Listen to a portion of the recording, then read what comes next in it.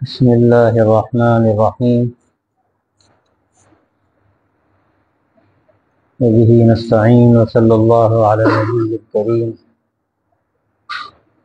وعلى آله وصحبه أجمعين. باب في الصدق.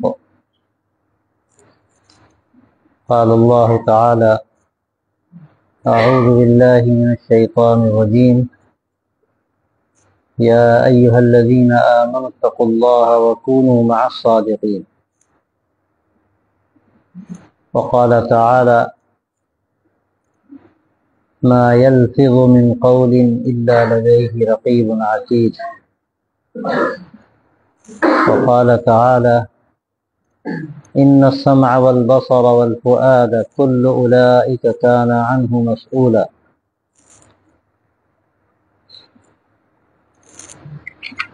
عن ابن مسعود رضي الله تعالى عنه عن النبي صلى الله عليه وآله وسلم قال: عليكم بالصدق فإن الصدق يهدي إلى البر فإن البر يهدي إلى الجنة وما يزال الرجل يصدق ويتحرى الصدق حتى يكتب عند الله صديقا وإياكم والكذب فإن الكذب يهدي إلى الفجور وإن الفجور يهدي إلى النار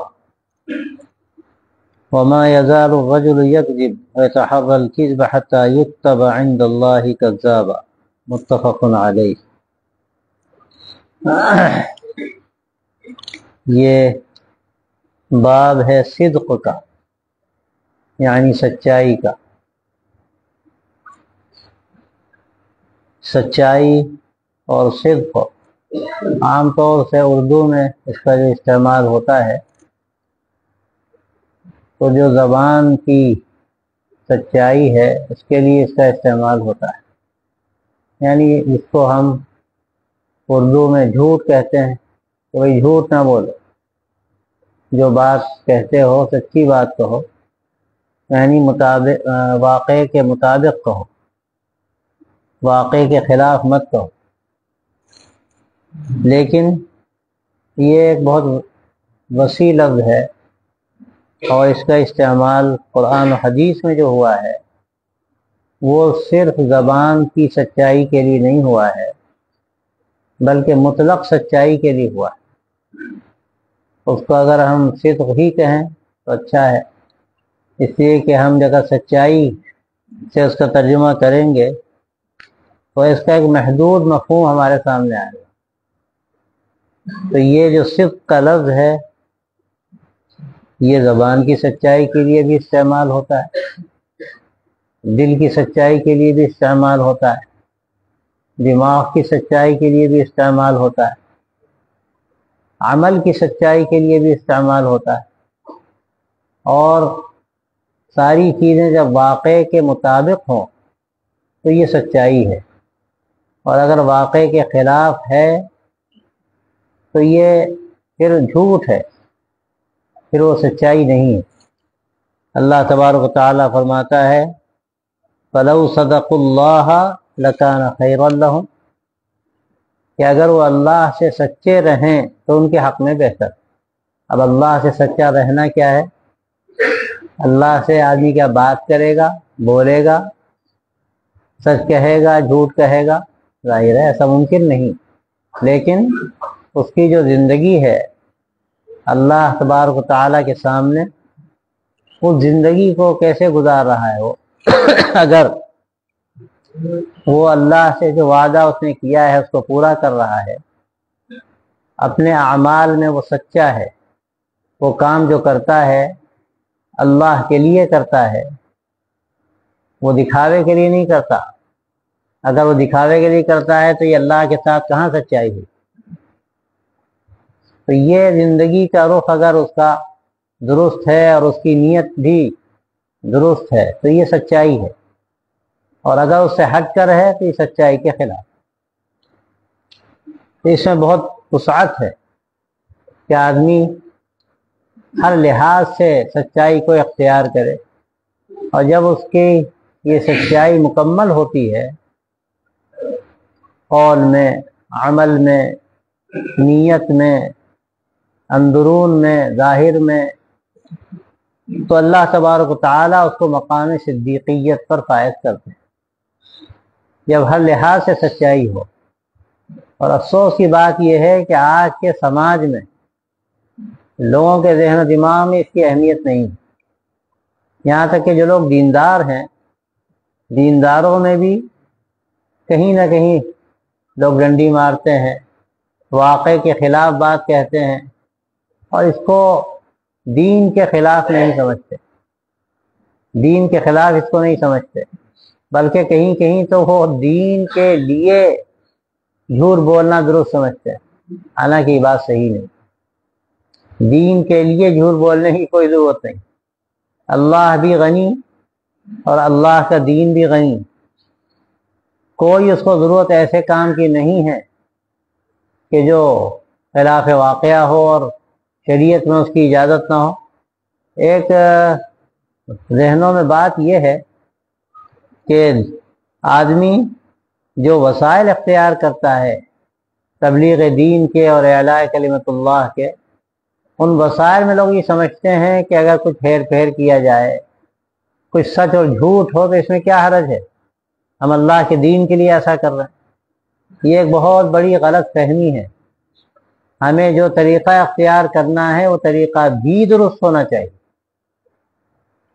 اگر وہ طریقہ درست نہیں ہے تو ہمارا عمل اللہ کے ہاں مقبول نہیں ہے۔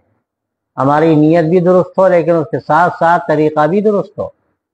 آدمی جھوٹ بول رہا ہے، عام طور پہ کیا ہوتا ہے، کارگزاریاں جو لوگ بیان کرتے ہیں، کارگزاریوں میں آدمی جھوٹ بولتا ہے، اور اس سے دو نقصان، ایک تو نقصان یہ ہے کہ جھوٹ ہے، خلاف واقعہ ہے اور یہ بڑے گناہوں میں سے ہے، اور دوسرا نقصان یہ ہے کہ وہ اپنی بزرگی جتا رہا ہے، اپنے کام کو بڑا بنا کر پیش کر رہا ہے۔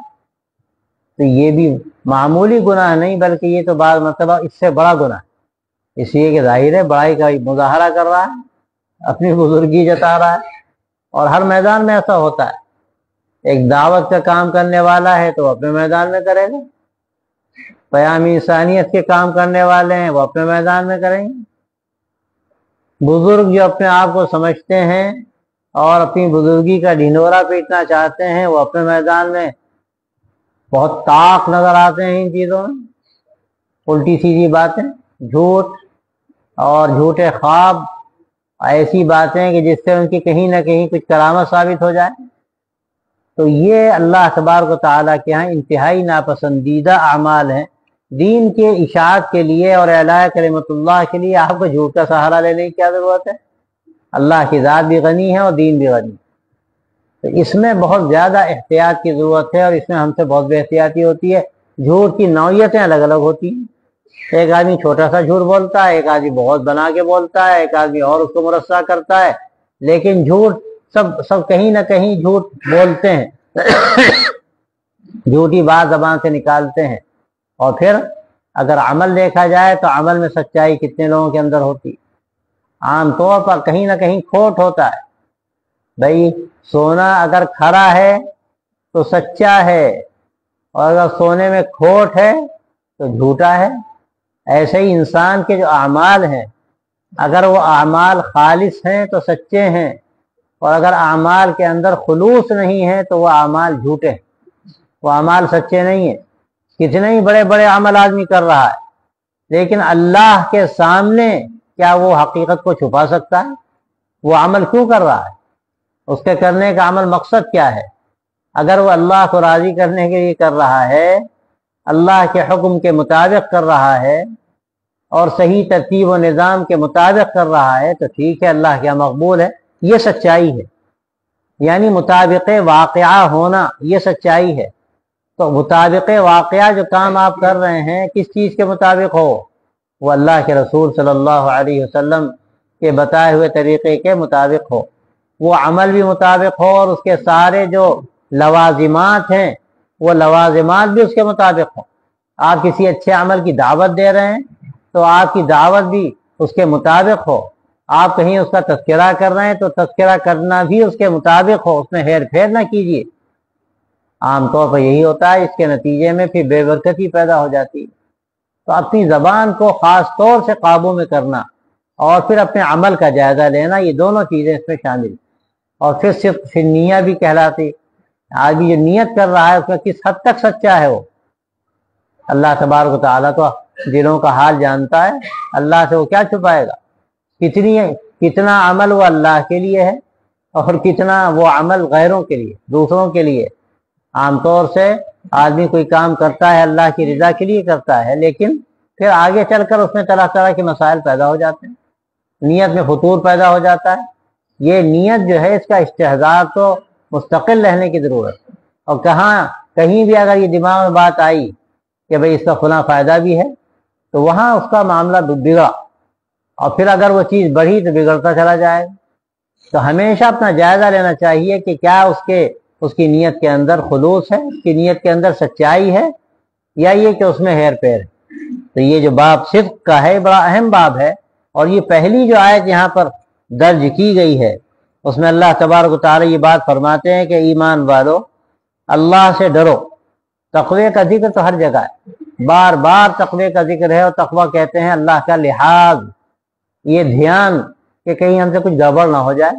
اس کو بعضوں نے یوں کہا کہ آخرت کی جواب دہی کا احساس کہ ہمیں اللہ کے یہاں حاضر ہونا ہے، تو ہمارا ہر عمل وہاں تولا جائے گا، ناپا جائے گا۔ کیسے ناپا جائے گا؟ ٹیپ سے اور اس سے فیٹے سے نہیں ناپا جائے گا، اللہ کے یہاں ناپنے کے آلات اور ہیں۔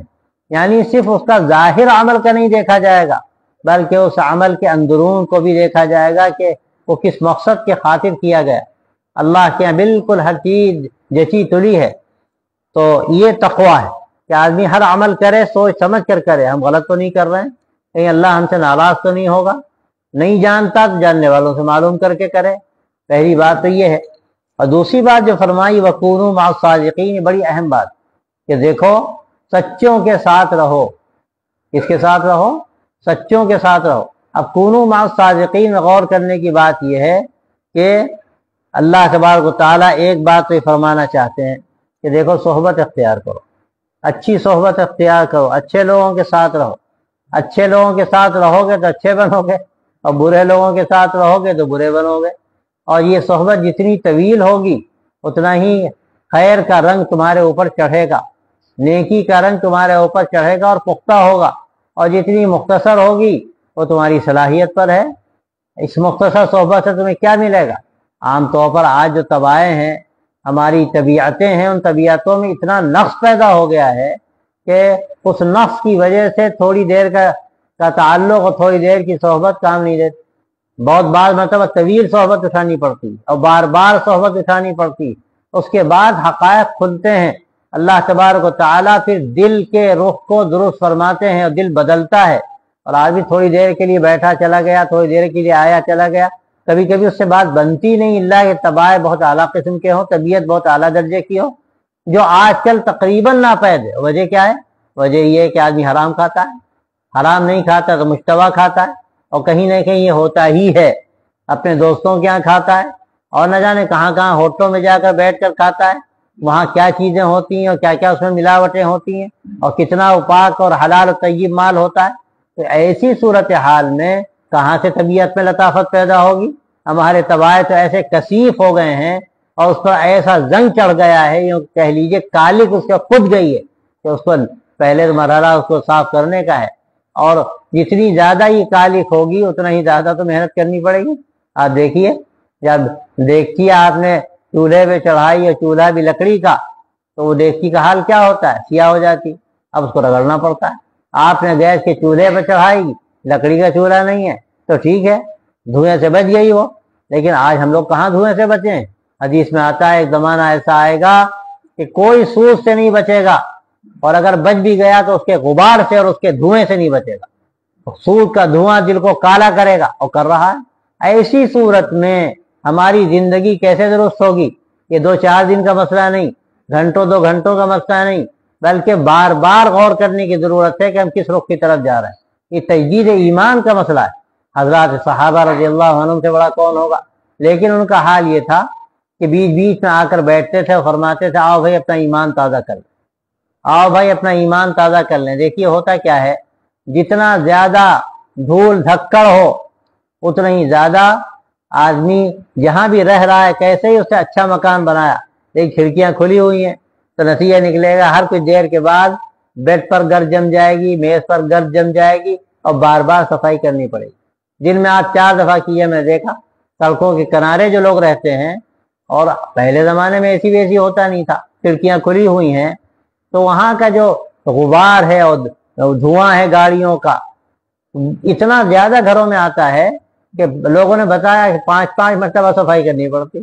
اور آج کی حالت کیا ہم لوگوں کی، آج کا جو سماج ہے، ماحول ہے، اس قدر اس میں غبار ہے خلاف شریعت چیزوں کا، اور ایسا دھواں ہے کہ بار بار ہمارے دل پر اثر پڑتا ہے، ہمارے دماغ پر اثر پڑتا ہے، ہمارے اعمال پر اثر پڑتا ہے۔ اب اگر بار بار ہم جائزہ نہیں لیں گے اور صفائی نہیں کریں گے تو ہمارا دل گندگی کا پورٹ بن جائے گا، ایسا بن جائے گا گندگی کا پورٹ کہ لگے گا اندر روشنی ہے ہی نہیں۔ ہم مثال بھی دیتے ہیں کہ دیکھیے جہاں لکڑیوں سے کھانا پکتا ہے، ہمارے گھر میں پکتا ہے، تو جو باورچی خانے میں بلب ہوتا ہے ہر کچھ دنوں کے بعد ایسا ہو جاتا ہے لگتا ہے بلب ہے ہی نہیں، اب کوئی دیا ٹمٹما رہا ہے، اور اگر صفائی نہ ہو اور فیوز نہ ہو، فیوز ہو جاتا ہے، دوسرا لگانا پڑتا ہے، تو بالکل لگتا ہے اس کی روشنی ختم ہو گئی۔ بالکل یہی صورتحال آج جو دھواں ہے سماج میں اور جو بگاڑ ہے اس کا ہمارے دل پر ایسا اثر کرتا ہے کہ ہمارا دل سیاہ ہو جاتا ہے۔ اب اگر اس کی صفائی کا انتظام بار بار نہیں کیا جائے گا تو نتیجہ یہ نکلے گا کہ جو اندر ایمان کی چنگاری ہے وہ خدا نخواستہ کہیں غائب ہی نہ ہو جائے، پتہ ہی نہ چلے گئی کہاں ہے اندر، لیکن اس کا بالکل احساس ہی ختم ہو جائے۔ اس لیے یہاں کہا گیا وَكُونُوا مَعَ الصَّادِقِينَ، یہ صحبت ضروری ہے، اچھے لوگوں کے ساتھ رہو، سچوں کے ساتھ رہو۔ اب یہاں کونوا مع المتقین بھی کہا جا سکتا تھا، یا اور کوئی بھی بات کہی جاتی، کونوا مع العارفین کہا جاتا، لیکن کونوا مع الصادقین فرمایا یہاں اللہ تبارک و تعالی نے کہ یہ صدق جو ہے یہ پیمانہ ہے، صدق سب سے بڑا پیمانہ ہے۔ کس کے ساتھ رہنا ہے، کس بزرگ کے پاس جائیں، دیکھو جا کے پہلے زندگی کا جائزہ لو، کتنی سچائی ہے عمل کے اندر، زبان کے اندر، معاملات کے اندر، آپس کے تعلقات کے اندر صفائی کتنی ہے۔ یہ صفائی حقیقت میں اندر کی صفائی کا مظہر ہے۔ جب اوپر صفائی نظر آئی قول میں، معاملات میں، تو اس بات کی علامت ہے کہ جو باتیں اندر کی اس کی ہیں وہ حقائق ہیں، وہ صرف کوئی ڈھکوسلا نہیں، ورنہ عام طور پہ یہی ہوتا ہے۔ اب تو لوگ دکانیں سجا کے بیٹھتے ہیں، آتے جاؤ پھنستے جاؤ، بھئی کیا ہے مقصد ان کا مقصد یہ ہے کہ لوگوں کو متوجہ کر کے ان کی دولت بھی حاصل ہو جائے، اور پھر اس کے ذریعے سے عزت بھی مل جائے، اور کہیں اس کے ذریعے سے کوئی منصب اور عہدہ بھی مل جائے۔ تو ظاہر ہے کہ اندر سے یہ کھوٹ ایسا ہے اور یہ دل کا جھوٹ ایسا ہے کہ انسان کو کہیں سے کہیں پہنچا دیتا ہے۔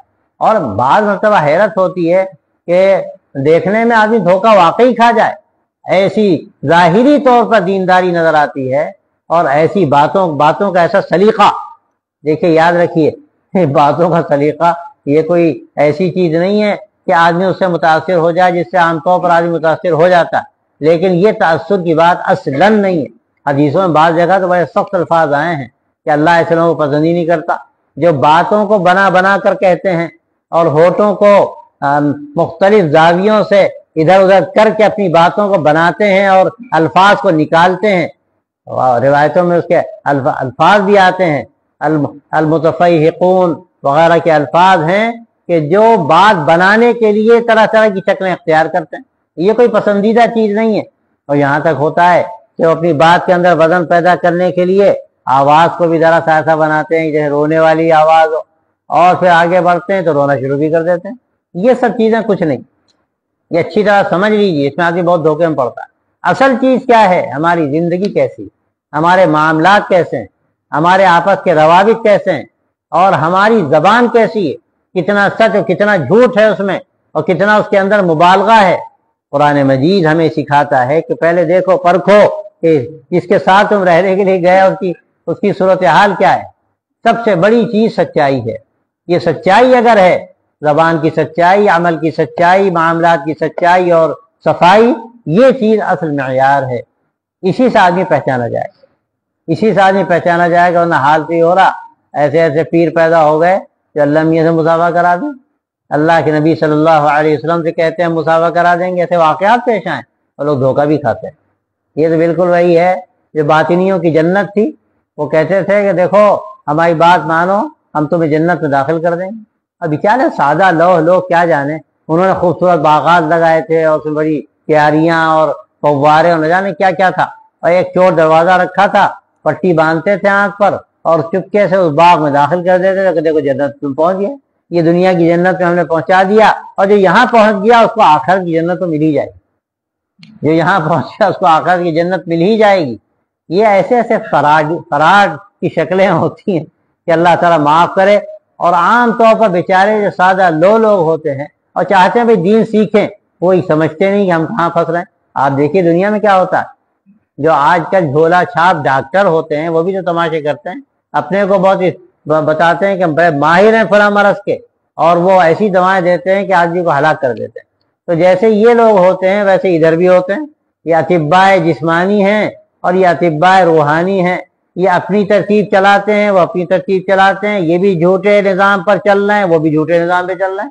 ہاں جو لوگ صحیح ہیں، سچے ہیں، اور وہ باقاعدہ انہوں نے اس میدان میں محنت کی ہے، قدم بڑھایا ہے، اللہ نے کچھ فن اور ہنر ان کو دیا ہے، وہ چاہے بڑے بڑے ڈاکٹرز ہوں، اطباء ہوں، وہ ماشاءاللہ ان سے فائدہ پہنچتا ہے، اور چاہے ادھر کے حضرات ہوں، ان کو اللہ تعالیٰ نے یہ ذوق عطا فرمایا ہے، اور ان کا دل حقیقت میں دل ہے، اللہ کا پسندیدہ دل ہے، اور ان کو اس کی پرواہ نہیں، کوئی آیا نہ آئے۔ حضرت پوری رحمۃ اللہ علیہ کے احوال بیان کیے جاتے ہیں، کوئی پرواہ حضرت کو نہیں ہوتی تھی کہ بھائی لوگوں کا مجمع ہو اور پھر لوگ ہم سے متاثر ہوں اور ہماری عظمت دلوں کے اندر بیٹھے۔ یہ بات ایسی خطرناک ہے کہ آدمی گویا اللہ کی طرف متوجہ نہیں کر رہا، اپنی طرف متوجہ کر رہا۔ یہ چیز حضرت یوسف صاحب کی بات ہم نقل کرتے ہیں نا کہ حضرت نے جب ایک مرتبہ لوگوں سے پوچھا بھائی تم گشت کے لیے جاتے ہو کیا مقصد ہوتا ہے؟ کسی نے کہا حضرت جی چاہتا ہے کہ جماعت سے جڑ جائے۔ حضرت نے فرمایا اگر تمہارا یہ مقصد ہے تو اخلاص نہیں ہے تمہارے اندر۔ ہمارا مقصد کیا ہے؟ اللہ سے جوڑنا، اللہ کے دین سے جوڑنا، اللہ کی شریعت سے جوڑنا، جماعت سے نہیں جوڑنا، ادارے سے نہیں جوڑنا، اور پھر اپنی شخصیت سے جوڑنا، یہ تو آخری درجے کی بات۔ یہ تو بہت بڑا فریب ہے، دجل ہے، جس میں لوگ پھنستے ہیں اور وہ نقصان اٹھاتے ہیں، بیچارے سادہ لوگ ہوتے ہیں، اور جب وہ ایسی ڈھیک پر آ جاتے ہیں کہ آگے کوئی راستہ نظر نہیں آتا تو پریشان ہوتے ہیں کہ اب کیا کریں۔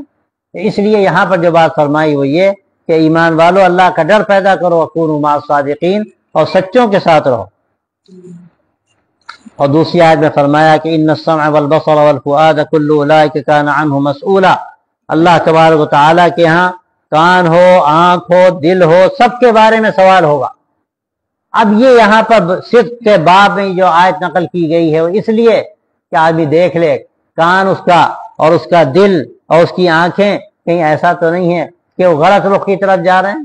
اللہ سے جس طرح سچائی ہونی چاہیے، وفاداری ہونی چاہیے، عہد الست میں جو وعدہ کیا ہے کہ اللہ نے تجھے رب سمجھا اور ہم تجھی کو مانیں گے، کہیں اس کے خلاف تو نہیں ہو رہا ہے کہ اللہ کی بندگی سے ہٹ کر اور کچھ ہو رہا ہو۔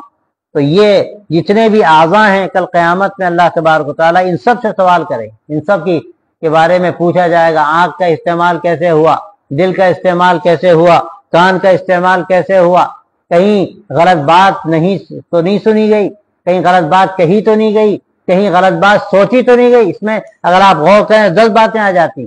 کان کتنی غلط باتیں سنتا ہے، جھوٹ سنتا ہے، یقین کرتا ہے۔ ایسے ہی آپ دیکھیے اس کا آنکھ کا حال ہے کہ آنکھ کہاں کہاں دھوکہ کھاتی ہے اور بعد میں جھوٹی باتوں پر یقین کرتی ہے۔ دیکھیے جو آدمی کسی چیز کو دیکھتا ہے وہ دیکھنے میں کبھی ایسی غلطیاں ہوتی ہیں کہ سمجھتا کچھ ہے ہوتا کچھ، سمجھتا کچھ ہے ہوتا کچھ ہے، اور دیکھنے کے بعد یقین ہو جاتا میں اپنی آنکھوں سے دیکھا، اپنی آنکھوں سے کیا دیکھا۔ دیکھیے زاویہ نگاہ کا کتنا فرق ہوتا ہے۔ آپ اس کو دیکھیے موبائل ہے، آپ موبائل کو اب تو یہ والا آ گیا، چھوٹا موبائل ہے نا، چھوٹے موبائل کو دیکھیے، ادھر سے دیکھیے اور دوسرا رنگ نظر آئے گا، یوں کر کے دیکھیے دوسرا رنگ نظر آئے گا، سیدھا کر لیجئے دوسرا رنگ نظر آئے گا، اور ایک پانی کا قطرہ اس موبائل کے اسکرین پہ ٹپکا دیجئے، آپ کو 15-20 رنگ نظر آئیں گے اس میں۔ ہوتا ہے نہیں ہوتا؟ آپ کو لوگ پتہ نہیں اب جانتے ہیں کہ نہیں جانتے، میرے پاس چھوٹا موبائل ہے، ہم تو دیکھتے ہیں اس میں لطیفہ، ادھر سے دیکھیے تو کچھ اور لگتا ہے، ادھر سے دیکھیے کچھ اور لگتا ہے، ہلکا سا پانی کا قطرہ اگر ٹپک جائے تو پھیل جاتا ہے، اس کا رنگ نہ جانے کیسا نظر آتا ہے۔ کیا وہ حقیقت ہے؟ کوئی حقیقت نہیں ہے، یہ سب کھیل ہے، تماشا ہے جو انہوں نے بنایا ہے موبائل کو ایجاد کرنے والوں نے، اس کا کچھ ایسا نظام ہے اور اسی سے ان کی کامیابی ہے، ادھر سے کچھ نظر آ رہا ادھر سے کچھ نظر آ رہا۔ تو آنکھوں سے آدمی جو کچھ دیکھتا ہے وہ کوئی بھروسے کی چیز نہیں ہوتی. ہوتا کچھ ہے, دکھتا کچھ ہے. اور میں تو اس کی مثال اکثر دیا کرتا تھا پرتاپ گڑھ کے کھمبے کی. اب تو ہٹ گیا وہ. ابھی گیا میں کچھ دنوں پہلے, میں پوچھا, پتہ چلا کہ وہ ہٹا دیا گیا. واقعتاً عجیب لطیفہ تھا. ابھی پھر سمجھ میں نہیں آتا کہ وہ ادھر سے آپ دیکھیے تو ادھر جھکا ہوا نظر آتا تھا, اور آگے بڑھ کر دیکھیے تو ادھر جھکا ہوا نظر آتا تھا, اور سیدھے جا کر دیکھیے تو سیدھا نظر آتا تھا. یہ زاویہ نگاہ کا فرق, یہ زاویہ نگاہ کا فرق ہے. آدمی کوئی کہے کہ بھئی آپ نے دیکھا, کدھر سے دیکھا؟ کوئی سوال کرے کدھر سے دیکھا, کن آنکھوں سے دیکھا؟ تو یہ دیکھنا جو ہے اس کا اعتبار نہیں ہے. اللہ تعالیٰ کل قیامت پوچھے گا کہ تم اپنی آنکھوں پر بھروسہ کر کے تم نے فیصلے کر ڈالے, اور کتنوں کو نقصان کیا, اور کتنوں کو فائدہ کیا, اور کیا کیا اور کیا کیا. یہ باتیں بھروسے کی نہیں. جو اللہ کے نبی صلی اللہ علیہ وسلم نے فرمایا بس وہ آخری. اسی طرح دل کا حال ہے. دل میں کیسے کیسے آدمی کے اندر خیالات پیدا ہوتے ہیں, اور عام طور سے خیالات انہی چیزوں سے پیدا ہوتے ہیں, سن کر پیدا ہوتے ہیں, دیکھ کر پیدا ہوتے ہیں, بدگمانیاں پیدا ہوتی ہیں, اور آدمی لے کے بیٹھ جاتا ہے. یہ نہیں جانتا کہ ہم نے دل میں جو غلط باتیں سوچی ہیں, جو جھوٹ سوچا ہم نے, کل اللہ کے اس کی بھی پکڑ ہو. حضرت ابن مسعود رضی اللہ تعالیٰ عنہ فرماتے ہیں, اللہ کے رسول صلی اللہ علیہ وسلم فرمایا کہ دیکھو سچائی کو لازم پکڑو, اس کی سچائی نیکی کی طرف لے جاتی ہے. اور اس کا واقعہ بھی ہے کہ کسی بڑے نے جب پوچھا بھئی میں شراب بھی پیتا ہوں, اور میں جوا بھی کھیلتا ہوں, میں فلاں بھی کام کرتا ہوں, تو انہوں نے کہا دیکھیے آپ ایسا کیجئے, مہینے میں ایک دن اپنا حال ہمیں بتا دیا کیجئے, لیکن جھوٹ نہ بولیں. جو کہنا ہے سچ بات آ کر بتائیے, اور باقی جو کرنا ہے کیجیے. اب اس کے بعد کیا ہوا, جب شراب پینے بیٹھے تو سوچا اوہو وہاں جب بتانے جائیں گے تو کیا بتائیں گے, شراب پی کے آئیں. بھائی بات تو سچ کہنی ہے نا, یہ تو نہیں کہا پیو نہ پیو, لیکن یہ کہا سچ بولنا. اب جو غلط کام کرنے بیٹھے سوچے بھائی وہاں بتانا ہے, وہاں بتانا ہے. اب اگر جھوٹ بولیں گے تو غلط ہو جائے گا مسئلہ, اور سچ کہیں گے تو کس زبان سے کہیں گے ہم نے یہ کیا, ہم نے یہ کیا. تو اس کا نتیجہ یہ نکلا کیا, اللہ نے ان باتوں سے یہ بچا لیا, آہستہ آہستہ اصلاح ہو گئی. تو یہ زبان کی سچائی بڑی چیز ہے. تو فرمایا کہ سچائی ایسی ہے جو نیکی کی طرف لے جاتی ہے, اور نیکی جنت کی طرف پہنچا دیتی ہے. اور برابر آدمی سچ بولتا رہتا ہے اور سچائی کو اختیار کرتا ہے, یہاں تک کہ اللہ کے صدیق لکھ دیا جاتا ہے. یہ وہی صدق ہے جس کا تعلق صرف زبان سے نہیں بلکہ زبان کے ساتھ ساتھ عمل سے بھی ہے, اور نیت سے بھی ہے, اور اندر کی کیفیت سے بھی ہے. تو یہ ایسا صدق ہے جو مقام صدیقیت پر فائز کرتا ہے. اسی طرح آدمی جھوٹ بولنے والا جھوٹ بولتا ہے, وہ اس کو برائیوں تک پہنچا دیتا ہے, فجور تک پہنچا دیتا ہے, فسق و فجور تک, اور فسق و فجور اس کو جہنم کی طرف لے جاتا ہے. اور آدمی برابر جھوٹ بولتا رہتا ہے, اور جھوٹ ہی کا ارادہ کرتا ہے, یہاں تک کہ اللہ کے ہاں پھر وہ کذاب لکھ دیا جاتا ہے. نہیں, پرلے درجے کا جھوٹا, پرلے درجے کا جھوٹا اللہ تبارک و تعالیٰ کے ہاں لکھ دیا جاتا ہے. تو آدمی ہمیشہ سچائی کو اختیار کرے, اور زندگی کے اندر دیکھے کہ کتنی سچائی اس کی ہے اللہ کے ہاں, اور اللہ تبارک و تعالیٰ کے ہاں اس کو جو جواب دینا ہے اپنے ہر عزو کے بارے میں, وہ کن احوال میں ہے, اور جو اعمال کا صدور ہو رہا ہے وہ اعمال کس طرح سے صادر ہو رہے ہیں, کس طرح کے صادر ہو رہے ہیں, اور اللہ کے ہمیں اس کا جواب دینا ہے. یہ عجیب بات ہے کہ عربوں میں ہزار خرابیاں تھیں, لیکن عرب جھوٹ نہیں بولتے تھے. عرب جھوٹ نہیں بولتے تھے, جو بات کہتے تھے سچ کہتے تھے. یہ قصہ جو ہرقل کا ہے کہ جب وہاں آپ صلی اللہ علیہ وسلم کے بارے میں وہاں خبر پہنچی, آپ نے مکتوب مبارک لکھا تھا, تو وہاں ابو سفیان تھے, وہاں تجارت کے سلسلے میں گئے ہوئے تھے. تو ابو سفیان سے پوچھا ہرقل نے آپ صلی اللہ علیہ وسلم کے بارے میں, تو ابو سفیان نے بالکل سچ سچ بتایا. آپ صلی اللہ علیہ وسلم کی دعوت جو تھی اس دعوت کا تذکرہ کیا, کہیں جھوٹ نہیں بولا. اللہ کے نبی صلی اللہ علیہ وسلم کی جو بعثت ہوئی عربوں میں ایسے ہی تو نہیں ہوئی, اس کے کچھ اسباب بھی تھے. ہزار خرابیوں کے ساتھ بعض چیزیں عجیب تھی. جھوٹ نہیں تھا, نفاق نہیں تھا, جھوٹ نہیں تھا, نفاق نہیں تھا, صاف دل لوگ تھے. ہزار خرابیاں تھیں, لیکن جو تھا وہ بالکل سامنے تھا, کوئی ڈھکا چھپا نہیں تھا. اور ضرورت ایسی ہی قوم کی تھی کہ جو دین کو لے تو من و عن پہنچا دے, وہ حامل ایسی قوم ہو کہ اس میں پھر ہیر پھیر نہ کرے. اللہ نے اسی لیے عربوں میں حضرت صلی اللہ علیہ وسلم کی بعثت فرمائی. تو یہ بڑی صفت ہے, اس کو اللہ تبارک و تعالیٰ کے یہاں پسند کیا جاتا ہے, اور اگر آدمی اس کو اختیار کرے تو خیر کے راستے پر پڑ جاتا ہے. اور جھوٹ کا سہارا لینے سے آدمی کا کام بنتا نہیں, اور ایک جھوٹ بولتا ہے اپنے آپ کو بچانے کے لیے, نتیجے میں اس کو پھر 10 جھوٹ بولنے پڑتا. یہ ہوتا ہے. کوئی سوال ہوتا ہے ایسا کیسے ہوا, اب پھر جھوٹ بولنا پڑتا, ایسا کیسے ہوا, پھر جھوٹ بولنا پڑتا, تو 10 جھوٹ بولنے پڑتے. تو پہلے ہی مرحلے میں اگر آدمی سچائی اختیار کر لے تو اس کے نتیجے میں اللہ کی طرف سے بڑی رحمتیں ہوتی ہیں۔ شیخ عبدالقادر جیلانی کا واقعہ بڑا مشہور ہے کہ جا رہے تھے اور جنگل میں ڈاکوؤں نے گھیرا، ان کی والدہ نے کچھ دینار سی دیے تھے اندر ان کی صدی کے میں کپڑوں کے اندر تاکہ اس میں چوری نہ ہو۔ اور جب ڈاکوؤں نے پوچھا تو انہوں نے صاف کہہ دیا کہ ہاں اندر ہیں، وہ دینار ہیں، ہماری والدہ نے سی دیے۔ حیرت ہوئی ڈاکوؤں کو کہ ایسا بھی کوئی اللہ کا بندہ ہوتا ہے، اور اللہ نے ان کے اس عمل کو ان کی ہدایت کا ذریعہ بنا دیا۔ تو یہ سچائی آدمی کو صرف خود اسی کو فائدہ نہیں پہنچاتی بلکہ مخاطب کو ہی فائدہ پہنچاتی ہے، اور اس سے دین کی صحیح ترجمانی بھی ہوتی ہے۔ اللہ تعالی ہم سب کو حقیقت صدق نصیب فرمائے۔ وآخر دعوانا الحمدللہ۔